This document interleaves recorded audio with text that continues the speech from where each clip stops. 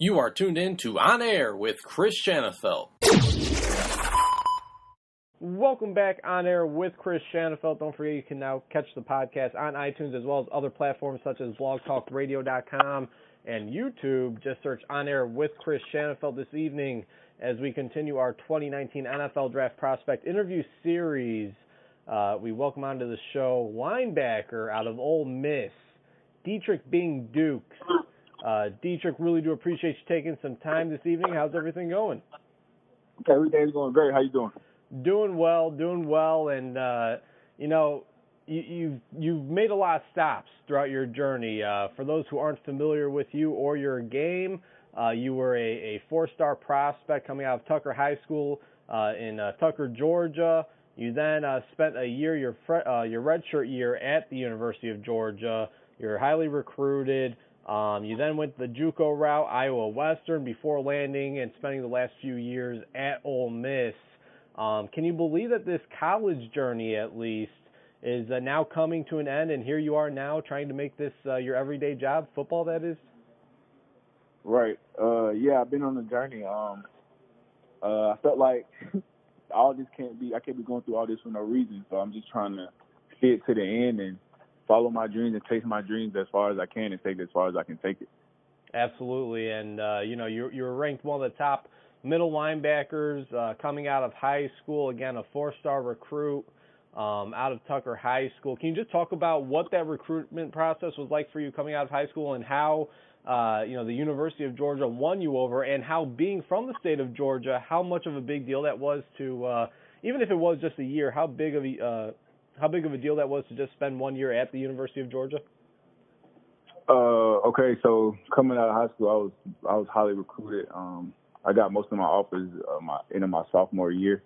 I was actually committed to Louisville my junior year, and I was talking to Georgia back and forth because it was between me and another guy at that time. I can't remember who it was. So I was talking to him, and I knew I wanted to play SEC ball because that was the best league, the best conference. So I was waiting on Georgia to offer me to see if they was going to offer me to see where they had at, to see, what position I was going to play and where I was going to be at on the depth chart. And they finally offered me, and then getting that offer in Georgia, being a hometown name, that just meant so much to me. So I decided to play for Georgia, play in the SEC, and play against some good teams. Again, you only spent 1 year there, your true freshman year, your redshirt year, before you went on to transfer to down to the JUCO level, Iowa Western, before you wound it up at Ole Miss.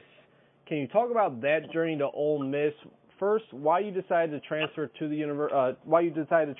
from the University of Georgia to Iowa Western, and then ultimately how Ole Miss won you over, in the recruiting process from JUCO. Okay. So the coaching staff that recruited me to Georgia had left after I signed. So when I came, I inherited a whole new coaching staff.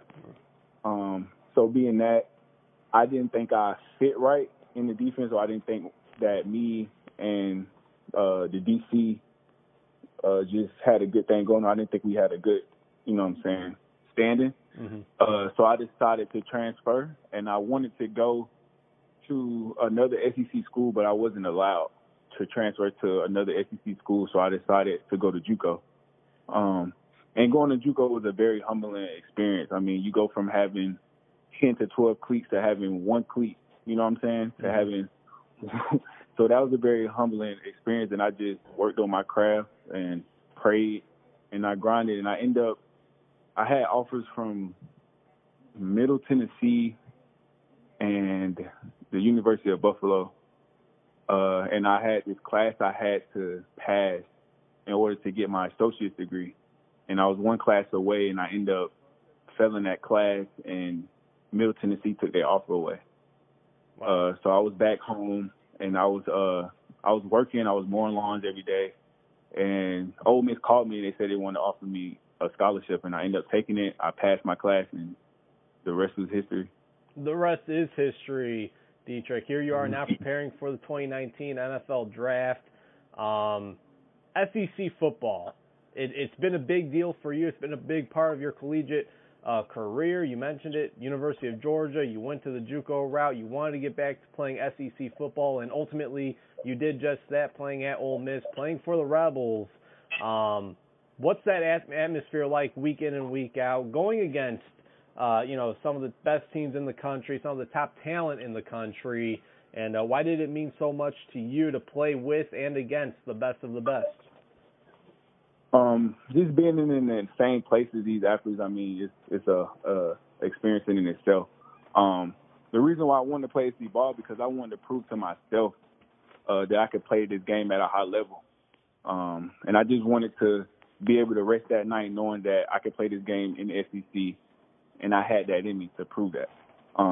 Just being in the SEC is great. I mean, the athletes are insane. I mean, you facing top people every day, week in and week out. So it's a lot of hard work that goes into it. It's a lot of sacrifice, and it's very rewarding. So it's worth it. Playing the SEC is very worth it.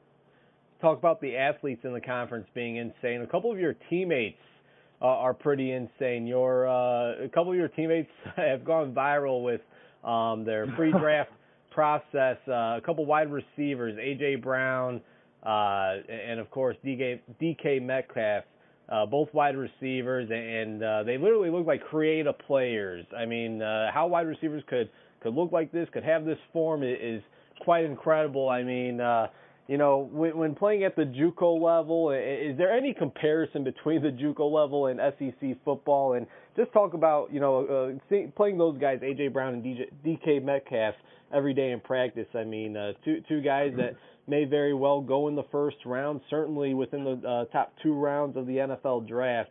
I got to think seeing that type of talent, going up against that type of talent every day has only made you better. Oh, yeah. Going up against that type of talent, I mean, having those 2 guys on the field made it very competitive.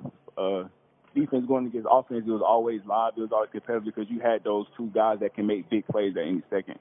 So playing against those guys, it made it tough, and it also made it very competitive, so we got the best out of everyone. Everyone got the best out of everyone just practicing and playing against them. So it was a very good experience, and actually an unbelievable experience just being on the field with, some good freak athletes. No doubt about it. And we talk about the high level of athletes, high level of talent that's in the SEC. The fan bases, I mean, are just incredible as well. The attendances of these games, whether we're talking Ole Miss, Georgia, Alabama, Auburn, I mean, you could go on and on. What's the fan base? I mean, it's almost like I gotta think, and obviously you haven't gotten to the pro game just yet, but watching these games from afar on television, it's right up there with professional football game attendances, if not even more. What's the support been like just from fans from both Ole Miss or back in your time at Georgia? I gotta think that's something pretty special as well. Oh, yeah. One thing I can say about SEC fans, they're definitely diehard fans. Playing in the stadiums is unbelievable. It's unbelievably loud. It gives you chills just being on the field out there, hearing all the music, hearing all the fans go crazy. And I would say being at Ole Miss, the fans made it feel like it was a family. I don't know if it's like that at every other SEC school, but I could say that they're behind their team and it's do or die with their team. So it felt like I was at home, and I felt very supported being here at Ole Miss from the fans. And the go-to slogan is "Hotty Toddy," right? Yes, sir. That's awesome. Again, we're chatting with linebacker out of Ole Miss, Detric Dukes, linebacker out of Ole Miss, 2019 NFL Draft prospect. When you hear that, Detric, 2019 NFL Draft prospect, back in your high school days, you mentioned how playing SEC football was always your dream. I'm sure playing professional football was always a dream as well.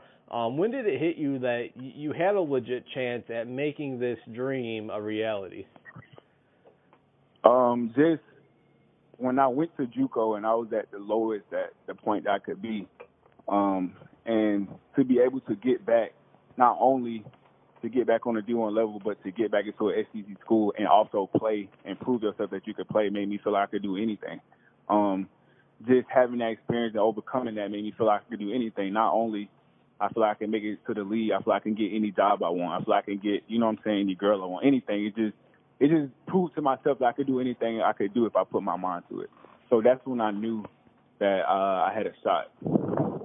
Detric, we're here in Chicago. The Chicago Bears, obviously known for not only their history of great defenses, but history of the linebacker position. Whether you go back and talk about the Mike Singletaries of the world, or even Otis Wilson, Wilbur Marshall. You could go Bill George, or even closer to today's age, Brian Urlacher, Lance Briggs. Right. Now we got Roquan Smith, a Georgia Bulldog. I'm not sure if you were at Georgia or not with him, but, I mean, it's a position that means a lot to Chicago sports, the Chicago Bears history. What's your favorite part about playing the linebacker position?